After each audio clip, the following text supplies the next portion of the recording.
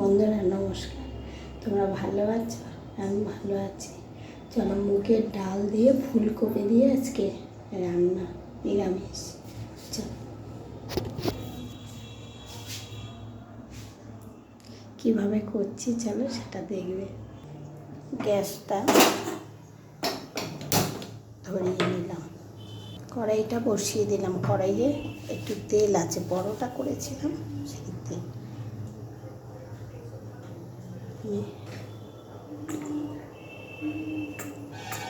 তেল দিয়ে দিলাম, ফুলকপিটা দেখাচ্ছি। তেলটা গরম হয়, এই যে দেখো এই তেলটা গরম হয়ে গেছে। আমি ফুলকপি কেটে ধুয়ে রেখেছি।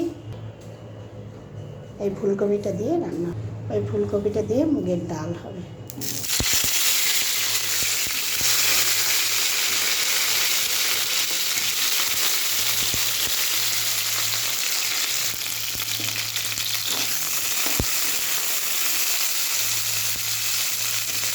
ফুলকপিটাও এরকম কালো কালো। আমি খুব সামান্য একটু হলুদ দিয়ে দেবো।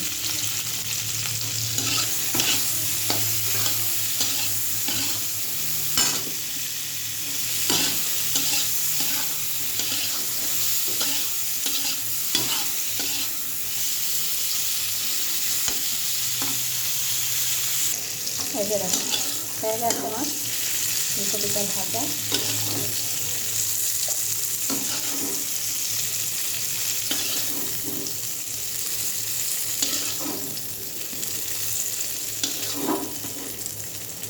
বন্ধুরা তোমরা ফুলকপি দিয়ে মুগের ডাল দিয়ে কে কে খেয়েছো কমেন্টে জানাবে, অবশ্যই কমেন্টে জানাবে কে কে খেয়েছো।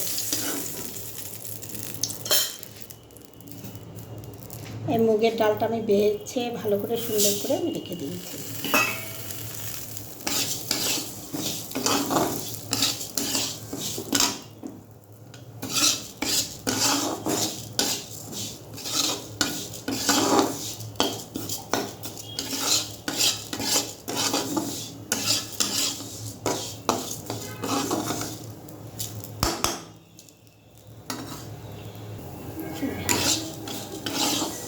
হয়ে গেছে ভাজা। এটা একটা হালকা করে ভাজবে, বেশি কড়া ভাজবে না।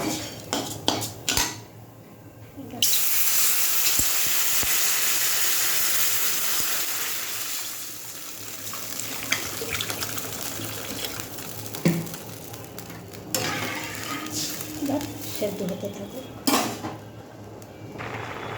এই যে ডাল সেদ্ধ হয়ে গেছে, জল দিয়ে দিচ্ছি। অল্পই জল দেবো, দিয়ে দিলাম আন্দাজ মতো। এবারে হলুদটা দিয়ে দেবো।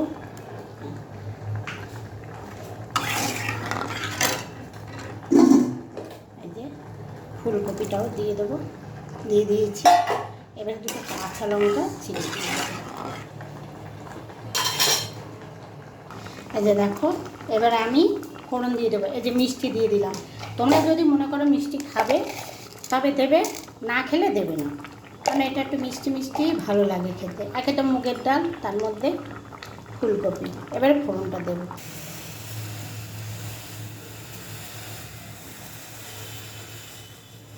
এই দেখো কড়াই গরম হয়ে গেছে, তেল দিয়ে দিলাম। তেলটা একটু গরম হোক।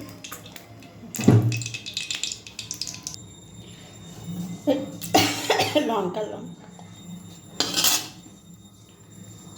সাদা জিরে, তেজপাতাটা নেই বলে দিতে পারলাম না।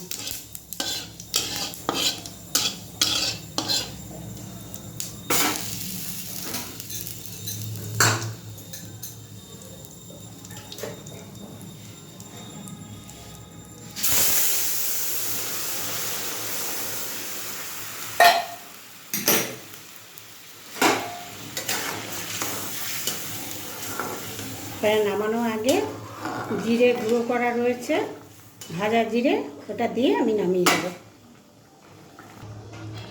এবারে ভাজা, এর মধ্যে সব আছে, জিরে গরম মশলা সব কিছু আছে। আর একটু দিদি আর নিয়েই নেই, এইটুকুই আছে। এই টকবক করে ফুটেও দিই। তোমরা চাইলে এতে ধনে পাতাও দিতে পারো। তবে ভাজা জিরে গরম মশলাটাই সব থেকে বেস্ট। এবারে আমি নামিয়ে দেবো।